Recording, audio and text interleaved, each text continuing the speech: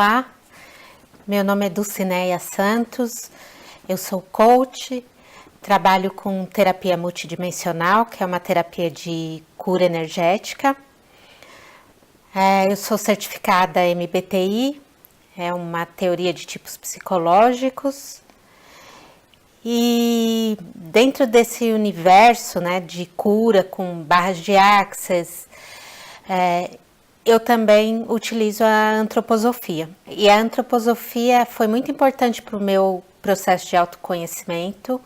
Eu gostaria de compartilhar um pouco com vocês sobre como nós podemos utilizar essa ferramenta para nos conhecermos melhor.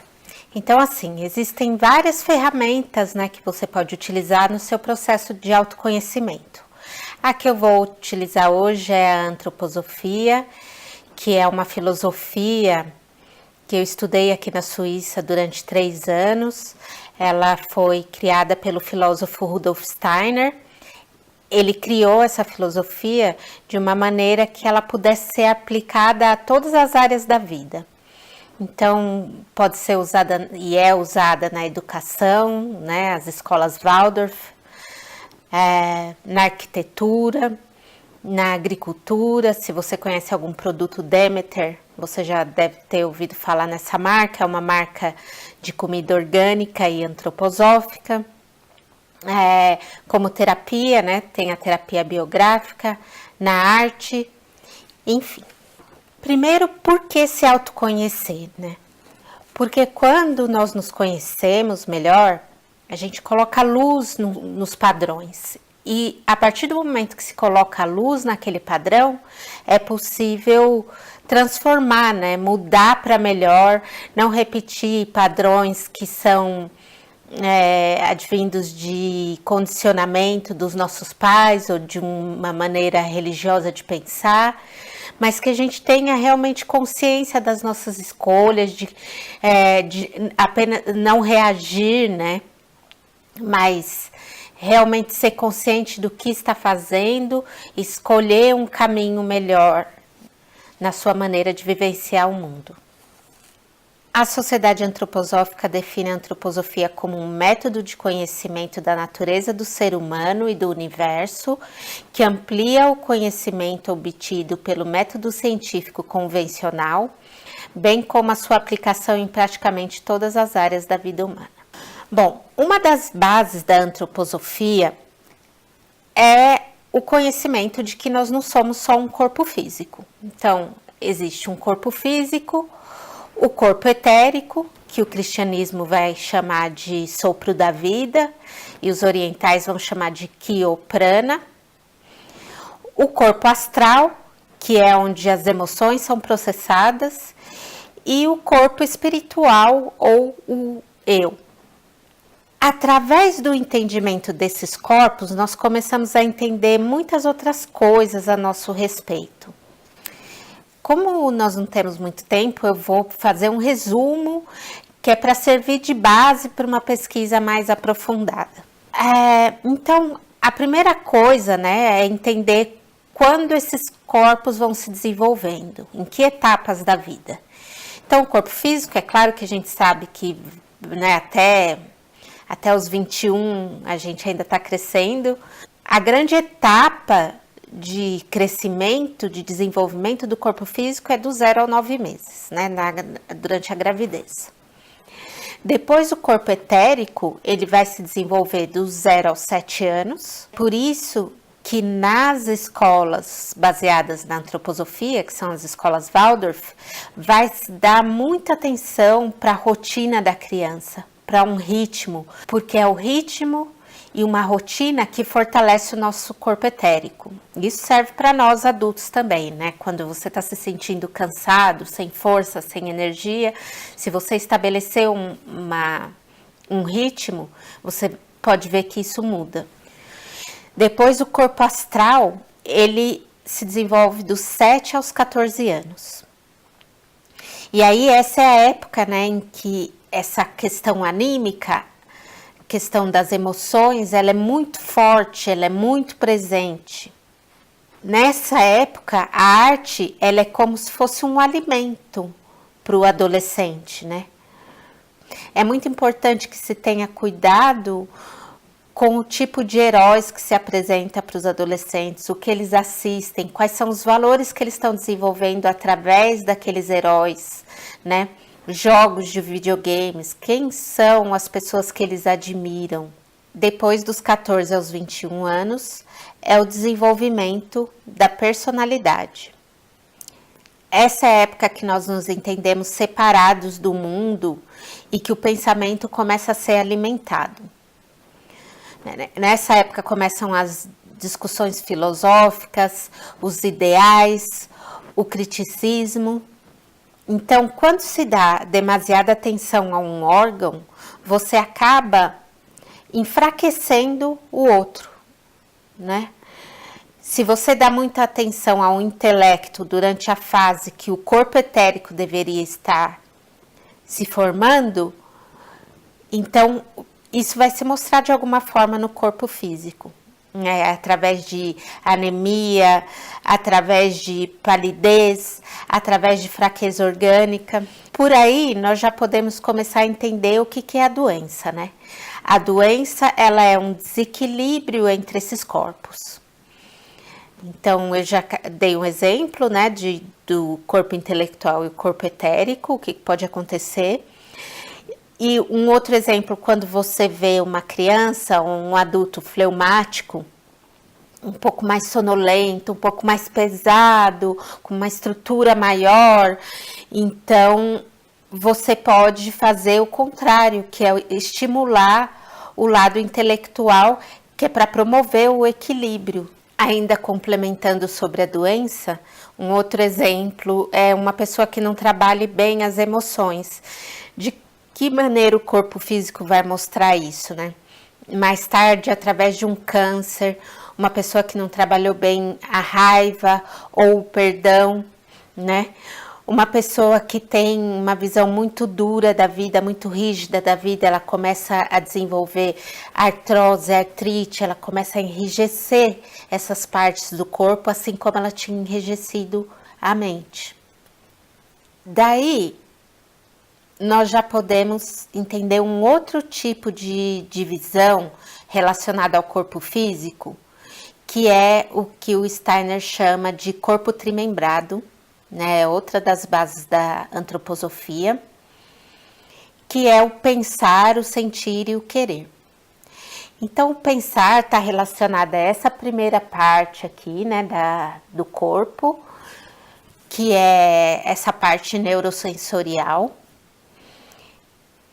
O pensar na antroposofia ele é relacionado ao passado e, né, essa coisa do raciocínio lógico, ela tem uma característica que a gente chama de fria. Então, qual é o nosso papel no trabalho de desenvolvimento? É trabalhar essa coisa do julgamento, né? Trabalhar essa frieza, aprender a olhar para essa questão de que o pensamento está relacionado ao passado e que isso é ligado a conceito, a julgamento, né? E que isso vai afetando as nossas interações. E aí a gente consegue fazendo isso ser mais fluido, né? Entender o contexto nosso e o do outro. E aí a gente vem para a segunda parte, que é o sentir, que é relacionado ao tronco, né? Essa parte aqui do corpo humano, que é o sistema respiratório e o circulatório. O tronco, ele está relacionado com o presente, né? E é essa parte do sentir que vai fazer a conexão entre o pensar e a parte motora, que a gente vai falar daqui a pouco. É considerado sentir uma temperatura quente, né? E essa parte, ela é muito polar. Então, o sentir tem essa coisa do amar e odiar, da simpatia e da antipatia. E na antroposofia, né, tudo que é saudável, sempre que se falar de saúde, o que você está procurando fazer? Trazer equilíbrio. E uma ferramenta muito boa para entender esse caminho do meio é a empatia, né? Procurar entender como é que o outro vê aquela situação. de novo, como nós falamos no pensar, é a questão do contexto, né? Qual é o contexto do outro que faz ele sentir daquela maneira? E a terceira parte desse corpo trimembrado é o querer ou a vontade, né? Que está ligado a essa parte de baixo, né? Do quadril para baixo e aos membros. Então, toda essa parte metabólica, motora, de transformação é ligada ao querer e à vontade. E essa parte tem relação com o futuro. O querer, ele vai dar forma àquilo que a mente pensou, né? Então, também está relacionado aos instintos. E uma outra forma de ver essa trimembração é a forma com que a educação trabalha isso, né? Então, o pensar, ele está conectado ao conteúdo. A gente pode até trazer isso para o nosso trabalho também. O pensar conectado ao conteúdo, o sentir conectado às interações e o querer, esse se conecta aos procedimentos, à ação, né? Então, dessa forma, a gente pode ir trazendo essas teorias para uma coisa mais concreta na nossa vida e no nosso processo de autoconhecimento. Cada um dos corpos está ligado a um elemento. Então, o corpo físico é ligado à terra, o corpo etérico é ligado à água, o corpo astral é ligado ao ar e o corpo espiritual ou eu ao fogo. A maior ou menor presença de um elemento em um indivíduo vai transformar o temperamento desse indivíduo. Esse conceito dos temperamentos já é bem antigo, né? Ele vem do século IV com o filósofo Hipócrates. Depois ficou um pouco mais conhecido com o Jung. E aí a gente vai trabalhando com esses elementos. Então, o que é uma pessoa colérica? Colérica é aquele que tem um pouco mais de fogo, né, na sua constituição. E é um indivíduo que tem um temperamento um pouco mais voluntarioso, ele é mais decidido, mais independente. O eu desse indivíduo, ele impera, né, na sua interação com o mundo. Toda vez que muda, né, o equilíbrio, então tem uma consequência. O fato do eu imperar, né, um dos corpos está imperando naquele indivíduo, acaba afetando o desenvolvimento do corpo físico dele. Então, normalmente o colérico é uma pessoa de estatura mais baixa, né? Depois a gente tem o fleumático. O fleumático, ele tem a força maior do corpo etérico, né? Então, fleuma são os líquidos do corpo, né? Tem a conexão com o elemento água e é um indivíduo mais equilibrado, né? O Steiner falava que são os melhores antroposofistas. Tem uma consistência física um pouco maior, né? E é um indivíduo mais simpático, um indivíduo que intera melhor com as outras pessoas, mas que também vai muito para o mundo dele, né? Depois nós temos o melancólico. Melancólico, o corpo que impera é o físico, né? O elemento terra, é um indivíduo mais introvertido, muito voltado para o seu mundo interno. Os pensadores, os artistas, os filósofos, né, normalmente são mais melancólicos. Depois temos os sanguíneos, né, que eles têm astralidade muito forte, né, então é o elemento ar. São pessoas muito vigorosas, que têm interesses múltiplos, têm às vezes uma dificuldade de concentração. Todos nós temos os 4 temperamentos. Só que, como eu disse, um vai imperar. Qual que é o nosso trabalho à medida que a gente vai fazendo o nosso trabalho de desenvolvimento? Procurar de novo, né, o equilíbrio. Nas escolas Waldorf, por exemplo, Isso é trabalhado até com relação à maneira que as crianças são posicionadas, né? Para que uma vá aprendendo com o temperamento da outra, para que os pontos fortes de cada temperamento vão sendo estimulados. E nós, à medida que nós vamos trabalhando no nosso autoconhecimento e que a gente põe luz nisso, né? E sabe qual é o nosso ponto forte, o nosso ponto fraco, nós vamos conseguindo transmutar. Eu, por exemplo, quando comecei a estudar antroposofia, descobri que meu temperamento é colérico, daí o meu tamanho. E à medida que isso foi... E à medida que eu fui trabalhando em mim mesma, eu fui mudando isso, transformando. Essa qualidade colérica, ela tá diminuindo, né? Então, hoje em dia, quando eu faço os testes, tem uns testes que você pode fazer, o meu já parece mais fleumático. Então, é para isso que serve o autoconhecimento, né? Para a gente fazer uma transformação. E eu acho que a nossa grande tarefa nesse século é aprender a fazer isso de uma maneira que seja leve, né? Autoconhecimento não precisa ser pesado. A gente pode, né, como disse uma amiga minha o ano passado, o sentido da vida é viver. A gente pode ir vivendo um dia de cada vez e colocando essas coisas no nosso dia a dia de uma maneira leve, sem nos julgar, sem muita crítica interna. Daí, quando nós falamos sobre os desenvolvimentos dos corpos, a gente pode passar para um outro capítulo que são os ciclos de 7 anos. Estes ciclos, né, são chamados setênios. Isso é outra base da antroposofia, principalmente na terapia biográfica, a gente usa bastante isso, né? Os primeiros 3 setênios vão do 0 ao 21. São ciclos vinculados ao corpo físico e relacionados ao receber. Depois dos 21 aos 42, já são ciclos vinculados ao corpo astral. E a pergunta para este ciclo é: como eu experiencio o mundo, né? E aí, esse ciclo, ele é relacionado tanto ao dar quanto ao receber. E justamente por causa disso, acontecem algumas crises.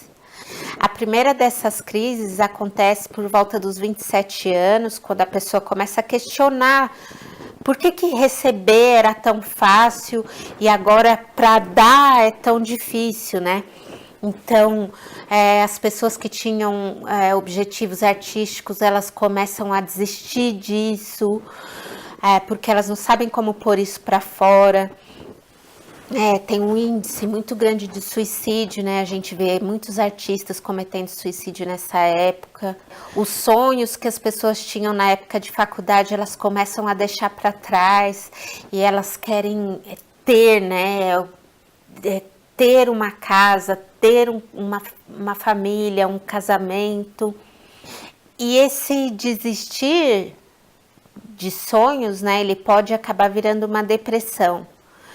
É uma fase em que a qualidade anímica é muito forte, toda essa coisa do sentimento é muito presente e então é preciso olhar para isso, né? Durante esse ciclo também, outra coisa muito importante é o chamado nó da lua ou nó do lunar. Esse nó acontece a cada 18 anos e então o segundo nódo acontece neste ciclo, né? Então por volta de 36 anos e meio tem uma crise muito forte, um questionamento muito grande de o que eu estou fazendo de importante, né? É a tal crise do propósito. É claro, né, que isso pode variar, mas assim, eu vejo isso bastante nos meus clientes na cidade e eu mesma, a época que eu vim para a Suíça e que eu comecei a estudar antroposofia, foi justamente quando eu tinha 36 anos. Existe nessa fase uma questão muito grande de como contribuir, né?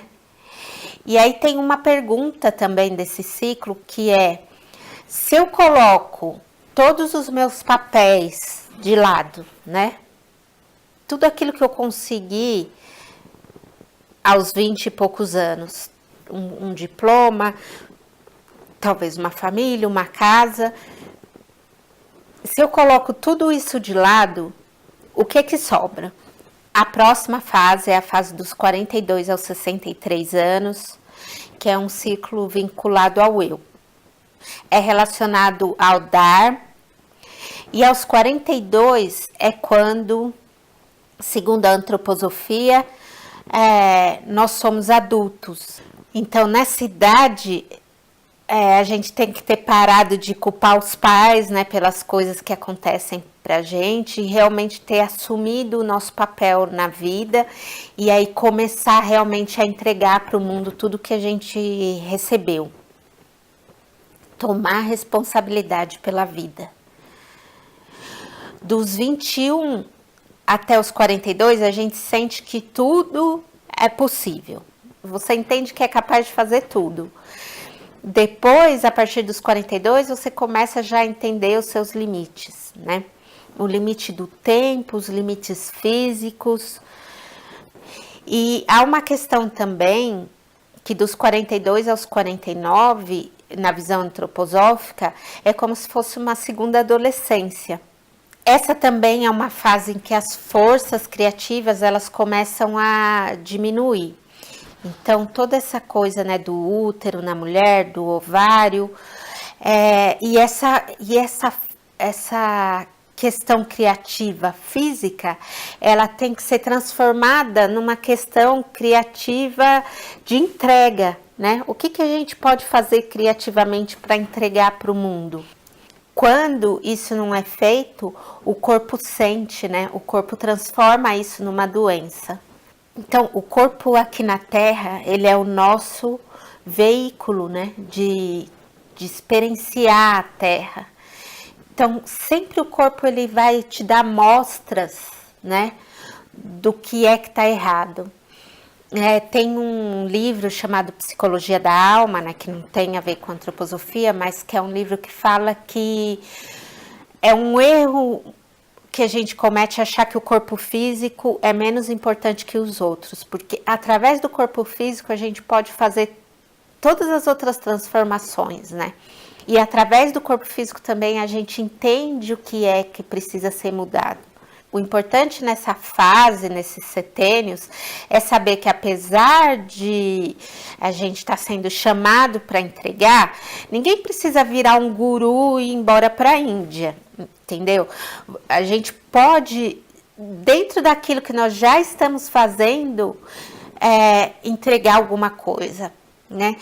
Tem muita gente com crise por causa do propósito, dessa questão de qual é a minha missão. A sua missão como diz o Eckhart Tolle, é o que você está fazendo agora. A sua missão é exatamente isso que você faz nesse momento, né? Então, se você fizer isso com presença, com alegria, eu gosto de dar o exemplo do meu professor de inglês, né? Que é uma pessoa que, através desse ensinamento de uma outra língua, mudou minha vida completamente. Através disso, eu pude vir para a Suíça, estudar antroposofia, eu conheci meu marido.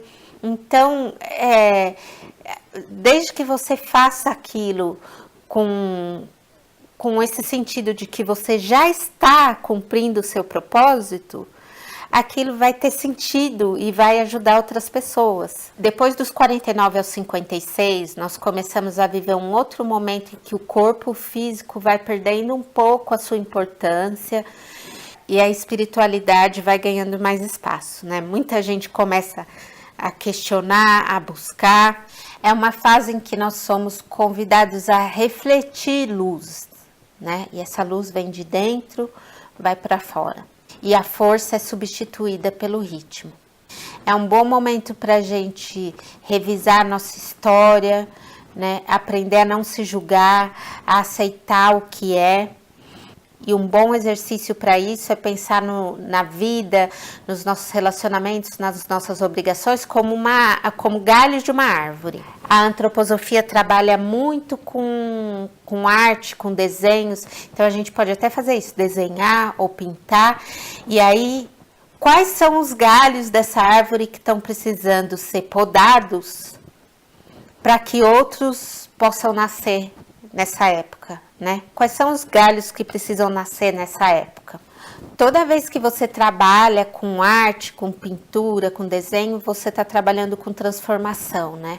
O simples fato de você colocar intenção naquele desenhar, ele transforma e começa a provocar mudanças, né?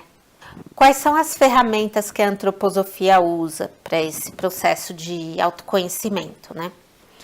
Então, nós já falamos que a antroposofia é aplicada, né, não é só uma filosofia, mas ela é aplicada em várias áreas. Na educação nós falamos um pouco, as escolas Waldorf. Depois tem também a terapia biográfica, que vai usar, né, esses ciclos de 7 anos para trabalhar o nosso entendimento de nós mesmos e a transformação a partir do entendimento dos nossos padrões e da nossa história. Se vocês derem uma olhada nessa figura, né, essa figura foi criada no livro The Human Life, vocês verão, por exemplo, como uma fase da vida espelha uma outra fase da vida, né? Como eu falei anteriormente, dos 42 aos 49, né, uma segunda adolescência. Por quê? Porque está espelhando essa fase dos 14 aos 21, que está do outro lado desse U. Então, essa é uma das maneiras com as quais a terapia biográfica trabalha. Depois também temos a arte da fala, a terapia da arte, a euritmia.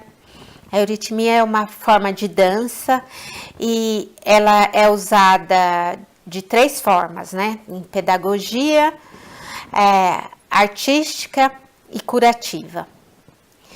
A artística vocês podem ver através dessa figura, né? Uma euritmia de palco mesmo. O corpo, ele é uma expressão da fala, né?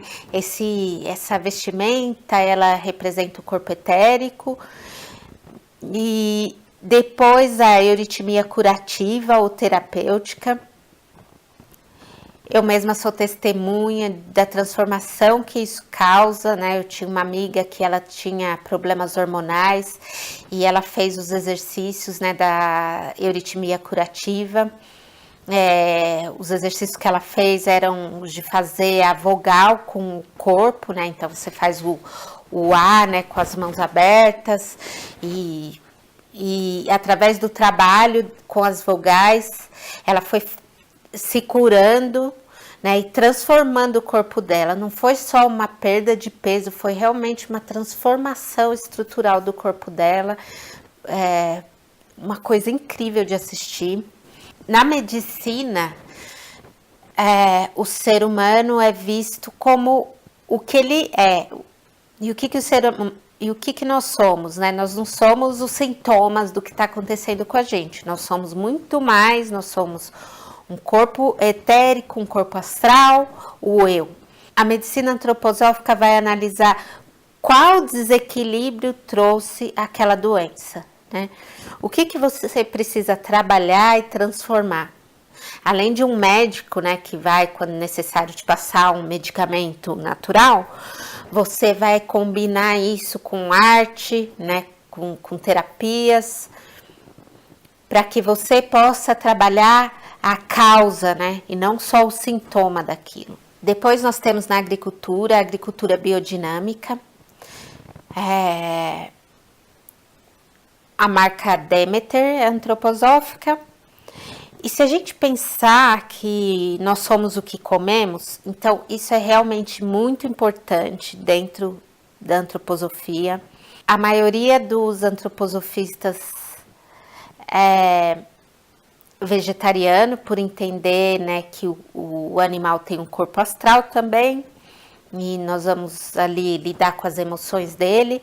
O Steiner, ele deu várias razões sobre o porquê do não consumo da carne. Uma delas é porque a pessoa que come carne tem a tendência a ser um pouco mais agressiva. Mas o Steiner também, ele sempre falou que isso é uma escolha individual e que cada pessoa deve fazer isso no seu tempo. Eu mesma comecei a fazer a transição para o vegetarianismo há 3 meses, mas é importante a gente realmente ter consciência do que a gente come. A antroposofia tem a explicação de como cada um dos alimentos, dos grupos de alimentos vai atuar no seu corpo e na sua disposição anímica. A minha experiência pessoal é de que o corpo tem uma inteligência incrível, tremenda, e que se você aprender a escutar o que o corpo pede, você vai entregar para ele aquilo que ele precisa. E tem uma ferramenta muito simples, que é você de manhã perguntar para o seu corpo, do que você precisa. Né? Não custa nada, o corpo te guia para o que ele quer comer, que tipo de exercício ele quer fazer, né? Qual é a necessidade dele naquele dia. É claro, né, que eu tô falando de corpo físico, não tô falando ser guiada pelo corpo astral, porque daí a gente vai comer pizza e chocolate o tempo todo. Então é isso, é uma pequena introdução de como a antroposofia pode te ajudar a se conhecer. Eu vou colocar depois o site da Sociedade Antroposófica Brasileira para que vocês possam ver. Nos meus atendimentos eu incluo meu conhecimento de antroposofia, eu compartilho aquilo que eu sei e eu estou à disposição de vocês. Meu site é dulcineiasantos.com. E eu espero que essa seja uma ferramenta que você possa usar para colocar mais luz e para viver com saúde física, mental, espiritual e com muita, muita leveza e alegria. Muito obrigada.